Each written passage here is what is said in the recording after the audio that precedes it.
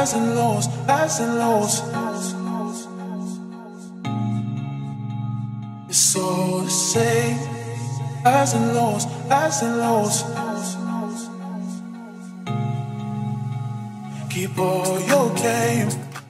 So mga idol, dito pa rin tayo sa Rizal Medical Center, dito pa rin sa Pasig. Marami talagang mga guards dito, hindi natin kayang bigyan lahat dahil sobrang dami. So, ang dala kong sapatos is 5 lang yan, pamigay natin sa kanila. Hindi ko rin naman nakalain na mamigay ako ngayon eh. Uy, sana all! Meron ako kita sa guardhouse, puntahan natin. Highs and lows, highs and lows. Yeah. Kumusta? Dito ka na-assign sa guardhouse?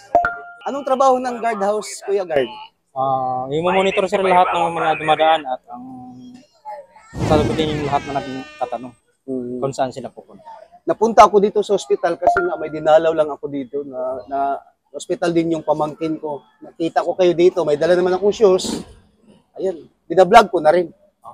Okay lang naman po. Okay lang? Okay lang. Nakita mo na ako sa Facebook?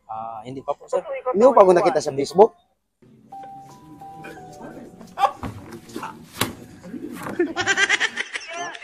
Nakita ko yung mga pero hindi ko po masyadong kilala talaga. Ngayon ko lang po kayo nakita na sa personal. Nag-pop up lang sa Facebook. Sa Facebook mo. Opo sir. Mamimigay tayo ng sapatos, huwag kang matakot. Kaya anong size ng paa mo? 7.5 sir. 7.5? Opo. Sige, bigyan kitang shoes. Maraming salamat po. Highs and lows, Another highs business and kay lows. Kuya Guard. Itong Victos, napaka-arte. Ito Kuya Guard, maganda to. May kasama siyang bag. Kaya tanong kayo ng, di ba ang ginagawa ko, nagtatanong ng 11 general order. Opo sir. Kaya mo. Pag isang guard, dapat alam niya ang 11 general order. Di ba yun ang trabaho nyo? Yes po sir. Bago pag mag-renew kayo ng LISP, pinapamemorize yung 11 general order, di ba? Yes po sir. Anong na-memorize mong number sa 11GO? Bigyan niyo po ako ng number sir. Ako mamili ng number. Sorry. O sige, yung number 11. To be watchful at night during the time for challenging to challenge any person on honor my post, allow no one to pass or to without proper authority. Galing, snappy ka.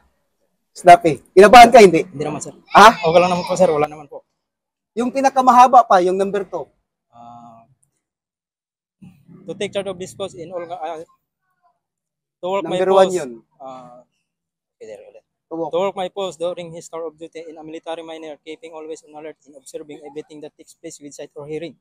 Galing. Hindi na ako magtanong sa'yo. Snappy na guard ka eh. Okay sir, tingin po. Snappy. Saan ka nag-training? Sa ano sir, sa Krami sir. Hindi naman nagpalakad lang po ako sir. Pero ako mismo nag-capture sa... Pero nag-training ka? Opo sir. Galing.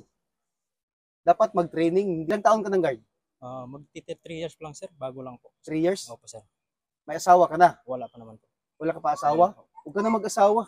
Huwag ka na mag-asawa. No. Ako, kung alam ko lang, di na ako mag-asawa eh. Isipin mo, mag-asawa ka, tapos obligasyon yun. Obligation na walang katapusan pag mag-asawa ka. Kasi siyempre, yung asawa mo, alagaan mo. Pag magkakaroon ng anak, tuloy-tuloy na yun. Huwag ka na mag-asawa. Papayag ka, may girlfriend ka ngayon. Wala ka rin girlfriend. Huwag ka na talaga mag-asawa. Wala ka rin girlfriend naman eh. Meron sir, meron. Meron? Meron.